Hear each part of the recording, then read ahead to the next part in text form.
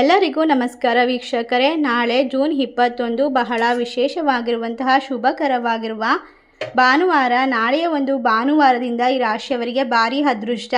ನಾಳೆಯ ಭಾನುವಾರ ಈ ರಾಶಿ ಚಕ್ರದವರ ಜೀವನದಲ್ಲಿ ಸೂರ್ಯದೇವನ ಕೃಪೆಗೆ ಪಾತ್ರರಾಗುವಂತಹ ಸಮಯ. ಕಷ್ಟಗಳಿಂದ ಪರಿಹಾರ, ಶಾಂತಿ, ನೆಮ್ಮದಿಯ ಜೀವನ. ನಿಮ್ಮ ಜೀವನದಲ್ಲಿ ಇರ್ತಕ್ಕಂಥ ಆರೋಗ್ಯ ಸಮಸ್ಯೆಗಳು ದೂರವಾಗುತ್ತದೆ. ಒಟ್ಟಾರೆಯಾಗಿ ಸೂರ್ಯದೇವನ ಆಶೀರ್ವಾದವು ನಿಮ್ಮ ಕನಸುಗಳನ್ನು ನನಸು ಮಾಡಿಕೊಡೋದಕ್ಕೆ ಸಹಾಯ ಮಾಡುತ್ತೆ.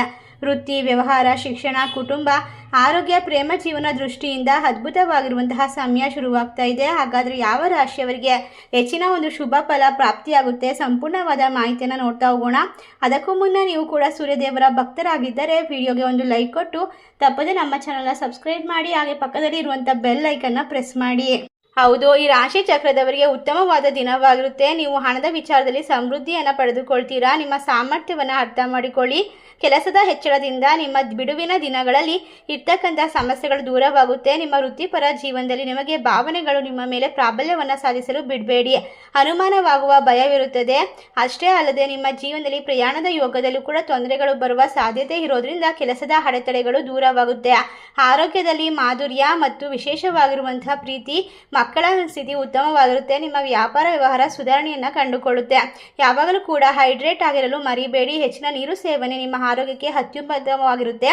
ಈ ಸಮಯದಲ್ಲಿ ನಿಮ್ಮ ಉತ್ಸಾಹವನ್ನು ಮುಂದುವರಿಸಲು ಮತ್ತು ಹೊಸ ಆಲೋಚನೆಗಳನ್ನು ಕಾರ್ಯರೂಪಕ್ಕೆ ತರಲು ನಿಮ್ಮ ವೃತ್ತಿಪರ ಕೆಲಸದಲ್ಲಿ ಇರ್ತಕ್ಕಂತಹ ಜವಾಬ್ದಾರಿಯುತವಾಗಿರುವಂತಹ ಕಾರ್ಯಗಳನ್ನು ಸಂಪೂರ್ಣವಾಗಿ ಒಂದು ಯೋಚನೆ ಮಾಡಿ ಶ್ರದ್ಧಾ ಭಕ್ತಿಯಿಂದ ನಿರ್ವಹಿಸಿ ಅಂತ ಹೇಳ್ತಾ, ಕುಟುಂಬದಲ್ಲಿ ಇರ್ತಕ್ಕಂತಹ ಪ್ರತಿಯೊಂದು ಸಮಸ್ಯೆಯನ್ನು ನಿರ್ವಹಿಸುವಂತಹ ಚಾಣಾಕ್ಷತನವನ್ನು ಪಡೆದುಕೊಳ್ಬೇಕು. ಕೆಲಸವನ್ನು ಜವಾಬ್ದಾರಿಯುತವಾಗಿ ನಿರ್ವಹಿಸಬೇಕು. ವ್ಯಾಪಾರವು ಮಧ್ಯಮ ವೇಗದಲ್ಲಿ ಪ್ರಗತಿಯನ್ನು ಪಡೆದುಕೊಳ್ಳುತ್ತೆ. ಆರ್ಥಿಕವಾಗಿ ಇದು ಉತ್ತಮ ಅವಕಾಶದ ಬಾಗಿಲನ್ನು ತಟ್ಟಬಹುದು. ಆರೋಗ್ಯದ ಕಡೆ ಗಮನ ಕೊಡಬೇಕು. ಆರೋಗ್ಯಕ್ಕೆ ಸಂಬಂಧಪಟ್ಟಂತಹ ಸಣ್ಣ ಪುಟ್ಟ ಸಮಸ್ಯೆಗಳು ನಿಮ್ಮನ್ನು ಕಾಡಬಹುದು. ಈ ರಾಶಿ ಚಕ್ರದಲ್ಲಿ ಇರ್ತಕ್ಕಂತಹ ಜನರು ನಾಳೆಯಿಂದ ಒಂದು ವಿಶೇಷವಾಗಿರುವ ಕಾರ್ಯಗಳನ್ನು ನಿರ್ವಹಿಸಬೇಕಾಗುತ್ತೆ. ಹಸುವಿಗೆ ಹಸಿರು ಮೇವನ್ನು ನೀಡಬೇಕು. ಸೂರ್ಯದೇವನಿಗೆ ನಮಸ್ಕಾರವನ್ನು ಅರ್ಪಿಸಬೇಕು. ಅಷ್ಟೇ ಅಲ್ಲದೆ ಈ ರಾಶಿಯಲ್ಲಿ ಇರ್ತಕ್ಕಂಥವರು ಆರ್ಥಿಕ ಸ್ಥಿತಿ ಧನಾತ್ಮಕವಾಗಿರುತ್ತೆ. ಆರೋಗ್ಯದ ಬಗ್ಗೆ, ಹಣದ ಬಗ್ಗೆ ಸ್ಮಾರ್ಟ್ ಆಗಿರೋದು ಬಹಳ ಮುಖ್ಯ. ವಾದಗಳಿಂದ ದೂರವಿರಿ. ನಿಮ್ಮ ಸಂಗಾತಿಗೆ ವೈಯಕ್ತಿಕವಾಗಿ ಜಾಗವನ್ನು ನೀಡಿ. ನಿಮ್ಮ ದೇಹ ಮತ್ತು ಮನಸ್ಸು ಎರಡೂ ಸಾಮರಸ್ಯದಿಂದ ಇರುತ್ತೆ. ನಿಮ್ಮ ಆರೋಗ್ಯ, ಉತ್ತಮವಾದ ಸಂಗಾತಿಯ ಕಡೆಯಿಂದ ನೆಮ್ಮದಿಯ ಒಂದು ಜೀವನ ಎಲ್ಲವನ್ನ ಕೂಡ ಸೃಷ್ಟಿ ಮಾಡಿಕೊಳ್ಬಹುದು. ಕುಟುಂಬದಲ್ಲಿ ಧನಾತ್ಮಕವಾಗಿರುವ ವಾತಾವರಣ ಬರುತ್ತದೆ.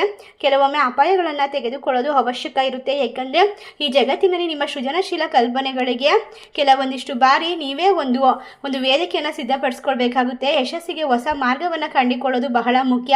ಈ ರಾಶಿ ಚಕ್ರದವರಿಗೆ ಇನ್ನು ಮುಂದೆ ಎಲ್ಲವೂ ಕೂಡ ಅದ್ಭುತವಾಗಿರುತ್ತೆ. ವಿದ್ಯಾರ್ಥಿಗಳಿಗೆ ವಿದ್ಯಾಭ್ಯಾಸದಲ್ಲಿ ಅತ್ಯುತ್ತಮವಾದ ಪ್ರಗತಿಯ ಸಾಧ್ಯತೆ ಇರೋದ್ರಿಂದ ಶಾಂತಿ ಮತ್ತು ವಿಶ್ರಾಂತಿ ಪಡೆಯಲು ಧ್ಯಾನ ಮಾಡಬೇಕು.